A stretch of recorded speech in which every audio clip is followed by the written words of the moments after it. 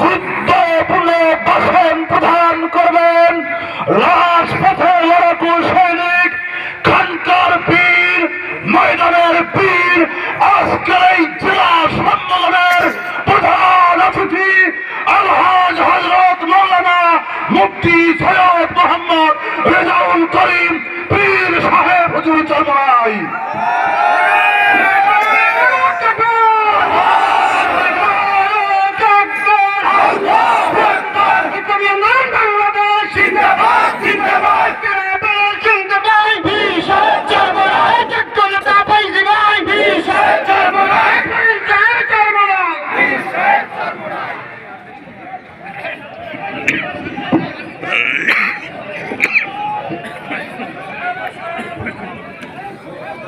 السلام عليكم ورحمة الله وبركاته.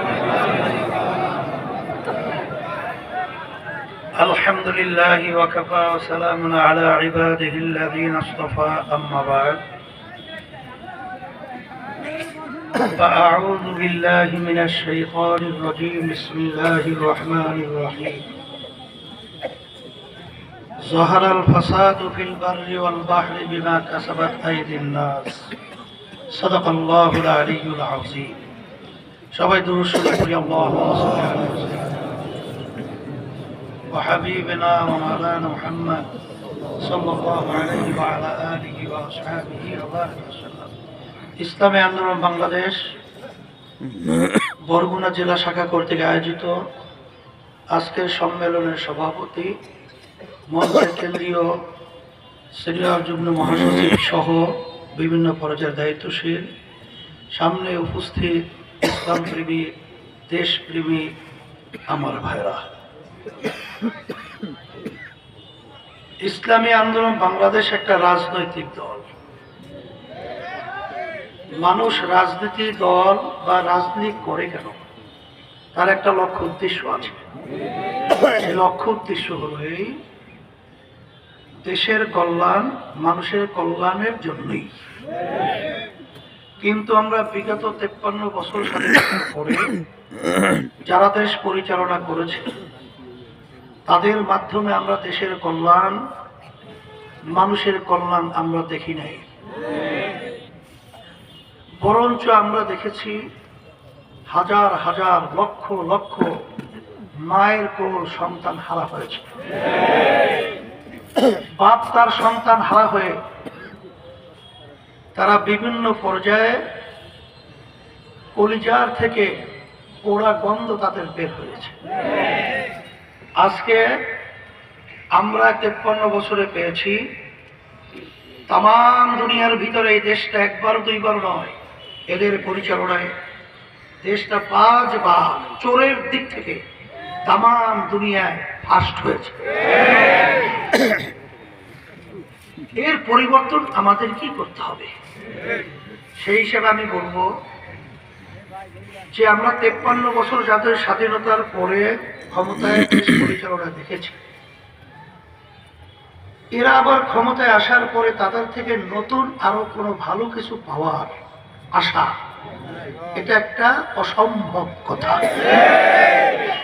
এই জন্য এই পরিবর্তন আমাদের কি করতে হবে? জুলাই 5ই আগস্টের অভ্যুত্থানের পরে দেশের ভিতরে যে পরিবেশ তৈরি হয়েছে, আমি সারা দেশে সফর করার পরে আমার কাছে এটাই মনে হয় এখন মানুষ কিন্তু একটা পরিবর্তন চায়। সেই পরিবর্তনটা হলো ইসলামের পক্ষে। সবাই আমি বিশেষ করে বলবো না, সেদেরকে আমি বলবো, এবং অন্যান্য যারা নাকি আওয়ামী লীগ করে আমি সেই ভাইদেরকে বলবো কষ্ট নেবেন না। 1991 সালে প্রায় 21 বছর পরে যখন আবার আওয়ামী লীগ ক্ষমতায় আসলো, ক্ষমতায় আসার পরে প্রধানমন্ত্রী হলো শেখ হাসিনা। সে প্রধানমন্ত্রী হওয়ার পরে ভারতে গিয়েছিল, ভারতে যাওয়ার পরে তার মাথায় সিঁদুর পরিয়ে দিয়েছে। মুসলমানের মাথায় সিঁদুর পরাবে, এটা তো আমাদের একটা পর্যালোচনা আলোচনার বিষয় ছিল। এরপরে আমরা কি দেখলাম? আমাদের দেশের প্রধানমন্ত্রী, তাকে তারা সম্বোধন করে মুখ্যমন্ত্রী। এরপরেও কি আপনারা বোঝেন নাই যে আসলে ভারত কি চায়? সিকিম সহ বিভিন্ন স্বাধীন রাষ্ট্রগুলো তারা বিভিন্ন পর্যায়ে কিন্তু তারা দখল করে নিচ্ছে। এখন তারা কিন্তু স্বাধীন রাষ্ট্র নেই, তারা এখন একটা অঙ্গরাজ্য হয়েছে। ঠিক মুখ্যমন্ত্রী বলা হয় তাদের দেশে একটা প্রদেশের যে দায়িত্ব পালন করে সেই হলো ওই দেশের মুখ্যমন্ত্রী। আজকে ৭১ স্বাধীন হয়েছে, আপনারা দেখেছেন ১৬ই ডিসেম্বর যেখানে আমাদের দেশে স্বাধীনতা আমরা পালন করে থাকি, ভারতও পালন করে, নরেন্দ্র মোদীও সেদিন করেছিল। কিন্তু তারা কি বলেছে যে বাংলাদেশ স্বাধীন হয়েছে? তারা বলেছে ভারতের সঙ্গে পাকিস্তানের সঙ্গে যুদ্ধ হয়েছে এবং সেই যুদ্ধে ভারত বিজয় লাভ করেছে। এরপরেও কি আপনারা বোঝেন না যে ভারত কি চায়? আমাদের পাশের রাষ্ট্র ভারত, আমাদের বাংলাদেশে তাদের সম্পর্ক থাকবে বন্ধুত্ব, কিন্তু আমরা বন্ধুত্ব সেই সম্পর্ক করতে পারছি না। কেন? স্বাধীনতার পরে আমরা দেখেছি স্বাধীনতার সময় লক্ষ লক্ষ মানুষ আমাদের দেশে জীবন দিয়েছে, বঙ্গ হয়েছে, কিন্তু স্বাধীনতার পরে আমাদের দেশের যত গুরুত্বপূর্ণ এবং মান সম্পন্ন যত সম্পদ সব তারা নিয়ে গেল। এই হলো আমাদের বন্ধুত্ব। এরপর আমরা দেখেছি ৫৩ বছরে যত তাদের কার্যক্রমগুলো ছিল সব কার্যক্রম ছিল তাদের নিজেদের স্বার্থে, বাংলাদেশের ছোট বড় স্বার্থের জন্য তারা কাজ করে নাই। আপনারা দেখেছেন নরেন্দ্র মোদী এইবার যখন নাকি প্রধানমন্ত্রী এখনো শপথ গ্রহণ করে নাই, আমাদের দেশের প্রধানমন্ত্রী স্বঘোষিত আওয়ামী লীগের, আওয়ামী লীগ তো ভোট দিতে পারে নাই।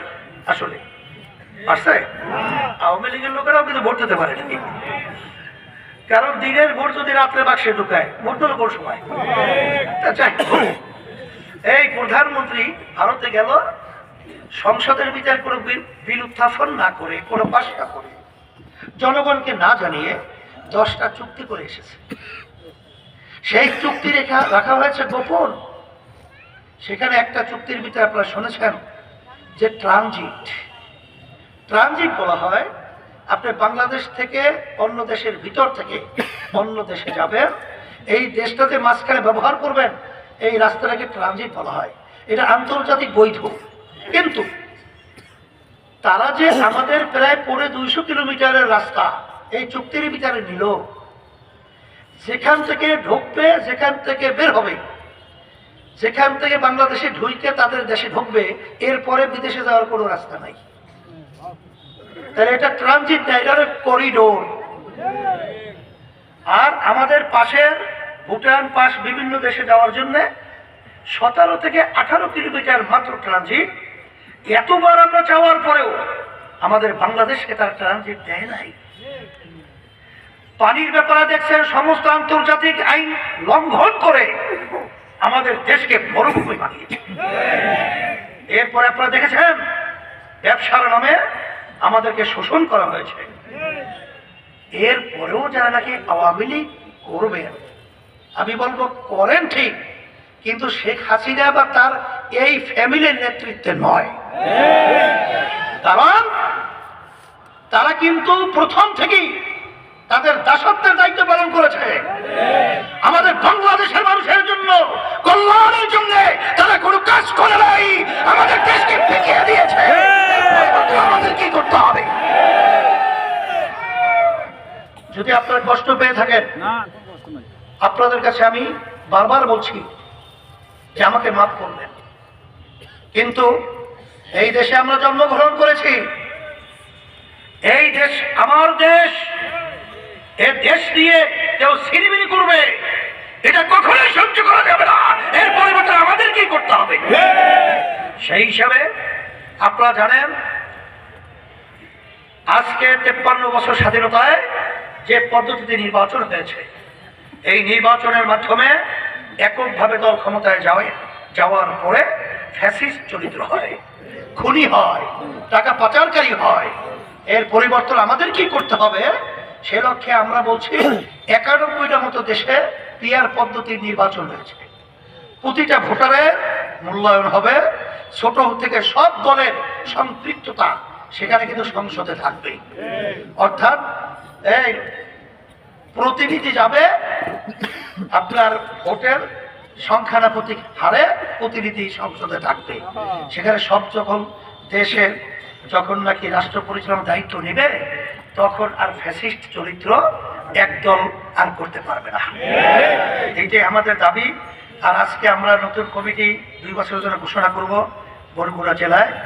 আমি বরগুনাবাসীকে ধন্যবাদ জানাই। এই বরগুনায় আপনারা ইসলামের পক্ষে যে সমর্থন আগে দিয়েছেন এটা আমরা বিভিন্ন জায়গায় গর্ব করে থাকি। এই জন্য আপনাদেরকে ধন্যবাদ জানাই। আমি আপনাদের কাছে দোয়া চাই, আমিও দোয়া করছি